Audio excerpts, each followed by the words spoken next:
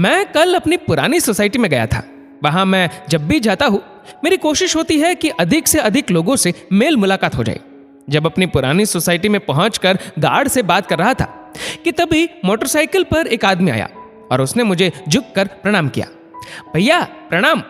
मैंने पहचानने की कोशिश की। बहुत जाना पहचाना तो लग रहा था, पर नाम याद नहीं आ रहा था। उसी ने कहा, भैया पहचाना नहीं, हम बाबू है, बाबू, उधर वाले आंटी जी के घर काम करते थे। मैंने पहचान लिया, अरे ये तो बाबू है, सी ब्लॉक वाले आंटी जी का नौकर। अरे बाबू तुम तो बहुत तंदुरुस्त हो गए हो, आंटी कैसी है? बाबू हंसा और बोला, आंटी तो गई। गई? कहाँ गई? उनका बेटा विदेश में था, वहीं चली गई क्या? ठीक ही किया उन्होंने, यहाँ अकेले रहने का क्या मतलब था? अब बाबू थोड़ा गंभीर हुआ।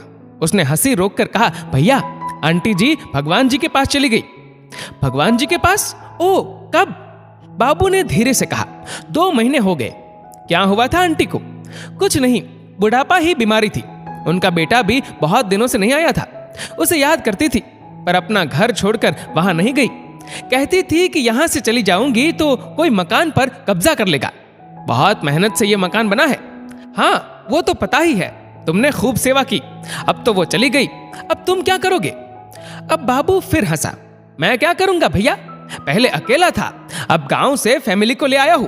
दोनों बच्चे और पत्नी अब यहीं रहते हैं। यही मतलब उसी मकान में? मैंने पूछा।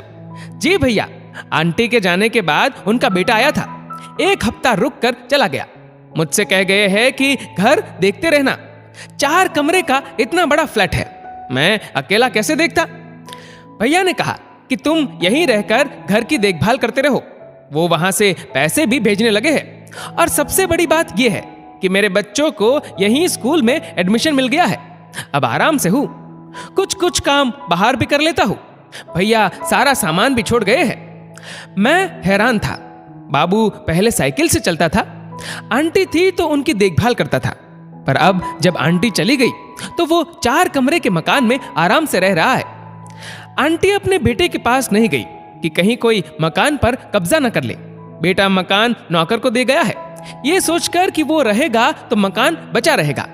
मुझे पता है मकान बहुत मेहनत से बनते हैं, पर ऐसी मेहनत किस काम की जिसके आप सिर्फ पहरेदार बनकर रह जाए। मकान के लिए आंटी बेटे के पास नहीं गई, मकान के लिए बेटा मां को पास नहीं बुला पाया। सच कहे तो हम लोग मकान के पहरेदार ही हैं। जिसने मकान बनाया वो अब दुनिया में ही नहीं है। जो है उसके बारे में तो बाबू भी जानता है कि वो अब यहां कभी नहीं आएंगे। मैंने बाबू से पूछा कि तुमने भैया को बता दिया कि तुम्हारी फैमिली भी यहां आ गई है?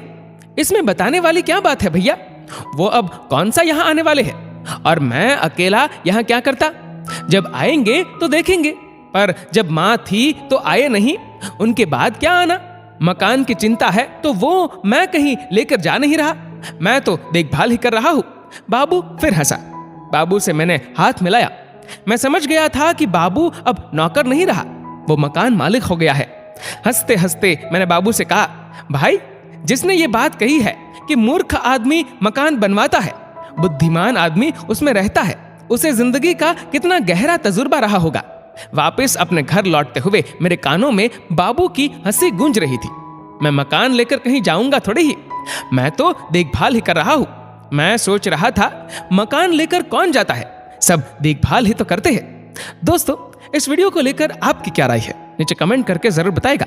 और अगर आपको वीडियो अच्छा लगा हो तो वीडियो को लाइक करेगा, शेयर करेगा ज्यादा से ज्यादा लोगों तक, और ऐसे ही और भी इंस्पिरेशनल वीडियोस के लिए सब्सक्राइब करें हमारे यूट्यूब चैनल को और फेसबुक पर फॉलो करें हमारे पेज को। धन्यवाद।